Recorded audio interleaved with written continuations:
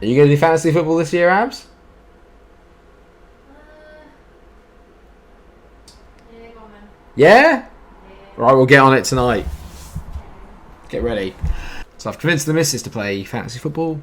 Here's my game week 1 team. It's changed a little bit since last time. Again, 40 transfers a day. It's great. So everyone, this is my final 15. The squad that is going to start off the league season for me. And it has changed a little bit since the first time that I did a squad reveal. So I'll run through it very, very quickly with you. Because obviously the Premier League is kicking off tonight, and I hope that everyone is very, very excited about it. Let me know what you think the score is going to be between Brentford and Arsenal. I know that me and Abs will be watching it. Won't we? Yeah. Yeah?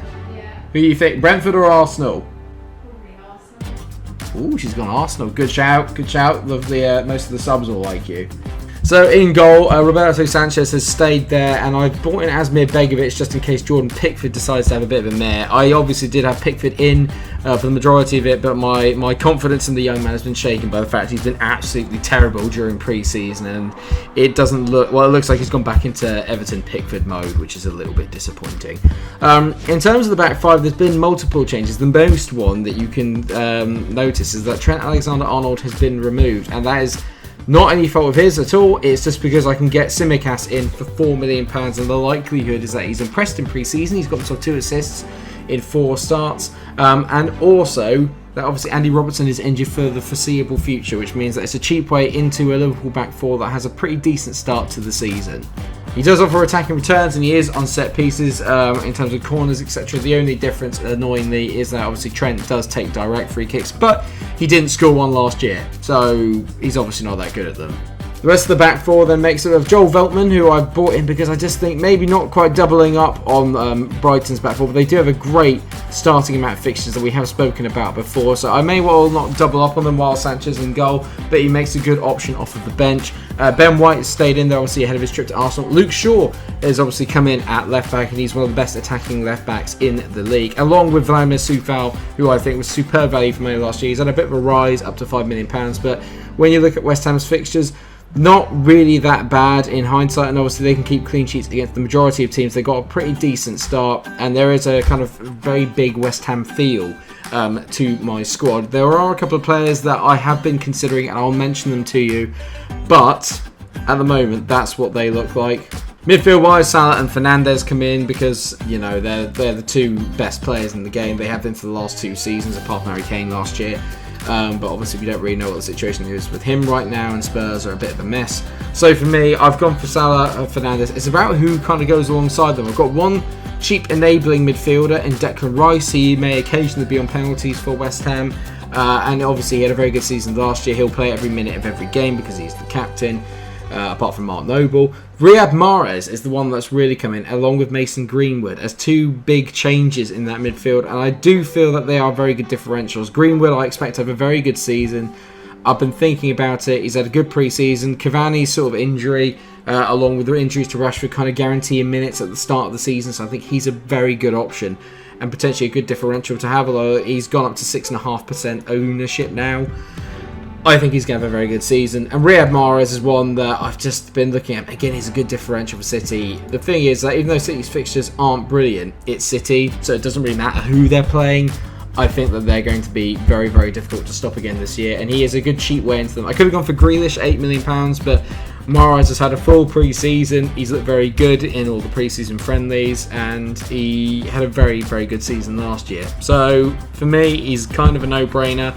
And then up front, obviously, it's pretty much all changed apart from Ivan Toney. He was still there, and I think he presents the best value £6.5 million option in fantasy football this year, along with Mikel Antonio and Danny Ings. Antonio's had a very good pre-season again, someone that's shown a lot of form, and obviously he's West Ham's main man. Provided you can stay clear of injuries, I think he's going to have a very good season in general, like he did last year. His goals to minute ratio last year was very good, and Danny Ings, I think, kind of picks himself at £8 million.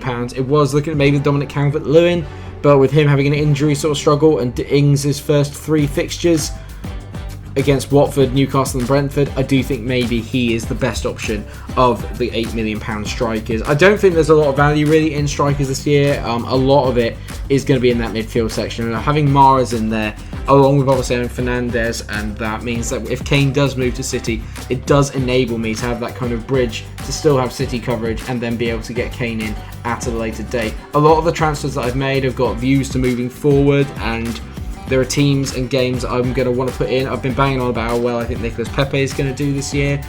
I will have him in my team come game week 5. He will move into the team at game week 5 because that's when Arsenal's fixtures turn around.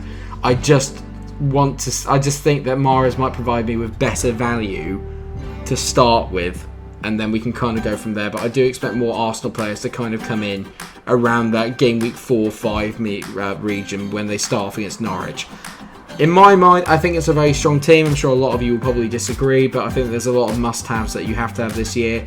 I don't know if I'm taking the gamble not picking Trent, but £7.5 million to have on a defender when you can get a £4 million option, save yourself £3.5 million and boost up your midfield, as well as your strike force. I just think it's something that I had to do. It's going to be hard to recover the money and get Trent back in, but if he starts off the season in really good form, then maybe that's something to consider. While Liverpool's fixtures are very good, they do obviously have some games where they've not looked watertight at the back. I think they've conceded in pretty much every single pre-season friendly game. It's going to take a little while for the defence to kind of gel together, with Van Dijk and Gomez both being out for basically the whole season last year.